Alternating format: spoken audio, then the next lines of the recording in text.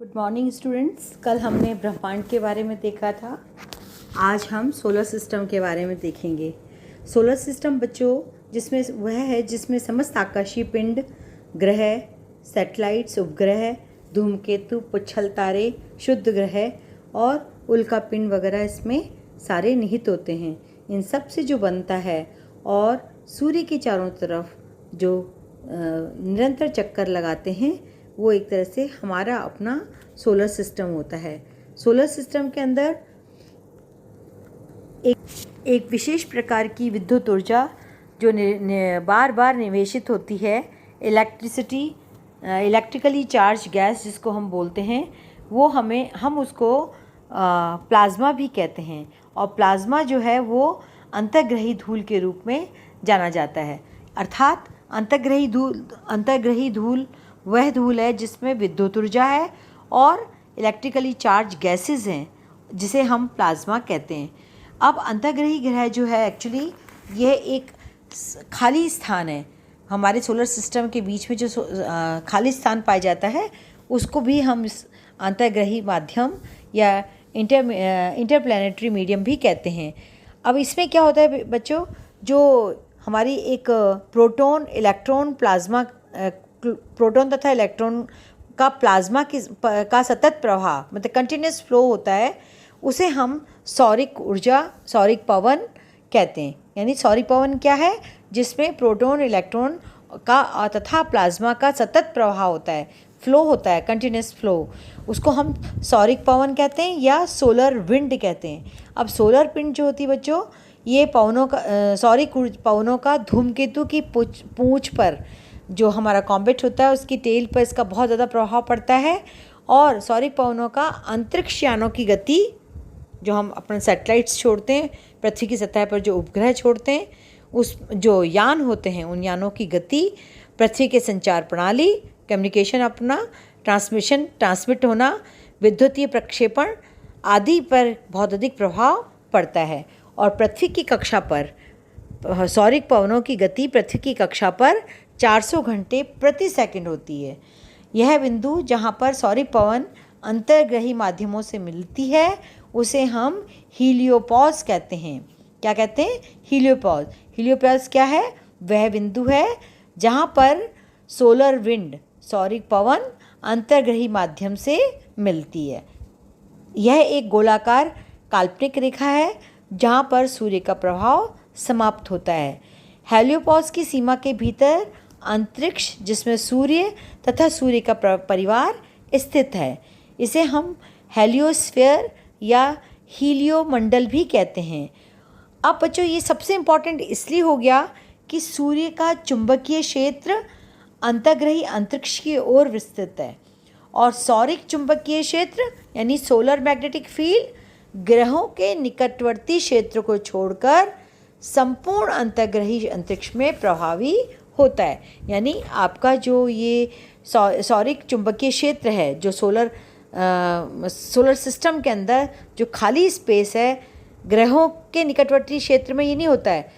जब हमारा ग्रहों का सिस्टम है, जैसे हमारे सोलर सिस्टम में 8 बड़े ग्रह हैं, उसके बाद जो सिस्टम बच जाता है दूसरे सोलर सिस्टम पे जाने के लिए या अन्य हेवनली बॉडी तक क्रॉस करने के लिए, उस बीच के क्षेत्र में ये चुंबकीय क्षेत्र पाया जाता है। इसको हम बोलते हैं सोलर मैग्नेटिक फील्ड, जो कि बहुत ही महत्वपूर्ण है। इसी प्रकार से हमारे सोलर सिस्टम में एक क्वीपर पेटी है। क्वीपर साइंटिस्ट के नाम पे इसका नाम है। उनका नाम था गेरार्ड क्वीपर, जिन्होंने 1951 में इसकी खोज की थी। और ये एक तस्त्री नुमा है, लाइक अ डिस्क, क्योंकि बच्चों इन सारी आकृतियों या मास या उसका डिस्टेंस या उसकी रोटेशनल मोमेंट या और दूसरा मोमेंटम या मैग्नेटिक फील्ड, ये सारी चीज़ें हमें धीरे धीरे करके आकाशीय पिंड को समझने में सहायक होंगी। इसलिए इनके बारे में ज़रा सा प्रकाश में इसलिए डाल रही हूँ ताकि आपको थोड़ा लगे कि ये शब्द हमने कहीं सुना है, जीके में ये वर्ड आ सकता है। तो क्वीपर महोदय ने इसकी खोज की थी। ये तस्त्री नुमा है, लाइक अ डिस्क, और इसको हम ऊर्त मेघ भी कहते हैं। यानी एक विशाल गोलाकार मेघ है, बादल नुमा है, वाइट, तो इसको हम ऊर्ट मेघ या ओट क्लाउड भी कहते हैं, OORT, ओट क्लाउड के नाम से जाना जाता है। इसमें अरबों धूमकेतु हैं, धूमकेतु होने से ही ये शाइन कर रहा है और वाइटनेस इसकी पता चल रही है। और जो हमारे सौरमंडल का लास्ट ग्रह है वरुण, उससे ये बहुत दूर है, सूर्य की परिक्रमा करता है ये। और जो हमारे ओट क्लाउड्स हैं, सौरमंडल के द्रव्यमान यानी मास के पर्याप्त भाग की रचना करता है। और ये एक पुरानी न्याहारिका, जैसे कि हमारी सौरमंडल की उत्पत्ति एक प्राचीन न्याहारिका से हुई है, जिसमें गैस तथा धूल की घूमती हुई तष्टिनुमा आकृति हैं। तो ये शब्द और भी डिफाइन करता है वर्तमान संदर्भ में कि हमारा सौरमंडल एक तष्टिनुमा आकार से ही उत्पन्न हुआ होगा, क्योंकि इसके भी अनेकानेक सिद्धांत हैं जो हम इसकी आगे नेक्स्ट चैप्टर में पृथ्वी की उत्पत्ति के संदर्भ में पढ़ेंगे। ठीक है, इस तरह से बच्चों हमारा जो ये कुल मिलाकर के पृथ्वी के परिवार, जो सौर परिवार का कुल द्रव्य है, सौर परिवार का कुल जो द्रव्य यानी मैटर है, वह 99.85 भाग सूर्य में निहित है और ग्रह सौर परिवार के समस्त द्रव्य का मात्र 0.135% है, जिसमें हमारे उपग्रह, धूमकेतु, क्षुद्र ग्रह, उल्कापिंड और अंतर्ग्रही माध्यम शेष द्रव्य से निर्मित है। यानी 99.85 मास से, मैटर से, द्रव्य से क्या बना है, सॉरी द्रव्य से, मास नहीं होगा यहाँ पे, द्रव्य से सूर्य बना है, बाकी 1.35 से अन्य सारे आकाशीय पिंड सौरमंडल के बने हैं। अब हमारे सौरमंडल का सबसे बड़ा पहला प्रमुख आधारभूत जो तारा है वो है सूर्य। और सौरमंडल बना ही तब है, यदि इसको एक लाइन में आंसर करेंगे तो सौरमंडल से अभिप्राय है जो सूर्य के चारों तरफ आकाशीय पिंड चक्कर लगाते हैं, वो उस सूर्य का सौरमंडल कहलाता है। पहला जो तारा हमारा जो तारा है वह है हमारा, उसका पड़ोसी तारा जो है उससे वह अपने पड़ोसी तारों से सामान्यतः 250 किलोमीटर प्रति सेकंड की एवरेज गति से, औसत गति से आकाशगंगा के केंद्र के चारों ओर परिक्रमा करता है। इस दर से सूर्य 25 करोड़ वर्षों में आकाशगंगा का पूरा एक चक्कर काटता है। और हमारी आकाशगंगा का नाम क्या है, मंदाकिनी। ठीक है, और इस अवधि को हम ब्रह्मांड वर्ष या कॉस्मिक ईयर कहते हैं। यानी 25 करोड़ वर्ष में सूर्य जो आकाशगंगा के चारों तरफ पूरा एक चक्कर कंप्लीट करता है, उसको हम ब्रह्मांड वर्ष या कॉस्मिक ईयर कहते हैं। अब सूर्य जो हमारा है वह मुख्य रूप से 71% हाइड्रोजन से बना है और 26.5% उसमें हीलियम तत्व हैं। अर्थात जो सूर्य में प्रकाश है वो लगातार हाइड्रोजन चेंजेस इनटू हीलियम लपटों के रूप में, आग के रूप में, विस्फोट के द्वारा बराबर निकलती है। इसलिए हमारा सूर्य इतना तेज, प्रकाशवान और गर्मी से युक्त है। यह टोटली हॉट गैसियस मास है जिसका डायमीटर 1392,000 किलोमीटर्स है, जिसमें लगभग हमारी कितनी पृथ्वियाँ समा जाएंगी, 109 यानी 109 पृथ्वी का जो हमारा डायमीटर है, यदि इस तरह से पूरे सूर्य के अंदर 109 पृथ्वियाँ समा जाएंगी। सच अ बिग इन साइज। तथा सूर्य का जो ग्रेविटेशनल पुल है हमारी पृथ्वी की तुलना में 28 गुना ग्रेविटेशनल पुल, गुरुत्व बल ज़्यादा है। और सूर्य की सरफेस का टेम्परेचर 6,000 डिग्री सेल्सियस है और आंतरिक सतह तो इसका लगभग 20 अरब डिग्री सेल्सियस है, यानी वेरी हॉट, कुछ भी अस्तित्व में नहीं रहता, सब चीज़ मेल्ट और इवेपोरेशन सिचुएशन में होती है। क्योंकि इसके प्रति सेकंड में 700 मिलियन टन हाइड्रोजन जो है वो कन्वर्ट होती है about 695 million tons of helium and 5 million tons of energy in form of gamma rays. यानी सूर्य से निकलने वाली जो हमें orange flames yellowish red flames दिखती हैं, वो एक तरह से गामा रेज होती हैं।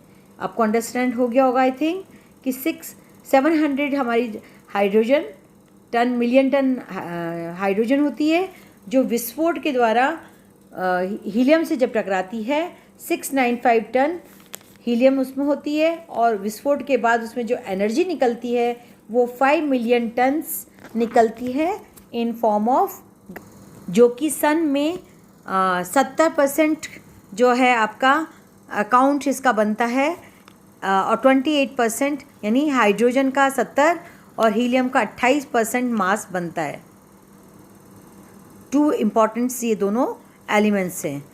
केमिकल रेडिएशन या केमिकल रेडिकल्स के आधार पर हम इस चीज़ को बहुत अच्छे से समझा सकते हैं, और संरचना के आधार पर सोलर एटमॉस्फेयर जो है वो 3 भागों में बांटा जाता है। मतलब सूर्य को हम जब 19वीं सदी के प्रारंभ में हम मानते थे सूर्य स्टैटिक है, स्टेशनरी है, घूमता नहीं है, पर अब जैसे जैसे विकास होता गया साइंस का, तो हम इसके स्ट्रक्चर को, सोलर एटमॉस्फेयर जो बोल रहे हैं, इसकी रचना को हम 3 तरह से देख सकते हैं।